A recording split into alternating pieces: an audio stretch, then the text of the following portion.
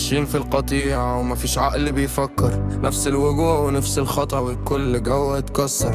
ماشيين ورا الشوات والسم متغلف بسكر، باعوا روحهم للرغبات والضمير جواهم اتدفن. محدش سأل رايحين فين ولا مين فيهم متحكم، وانا سايق وسط العتمة والدنيا حواليا تسكر.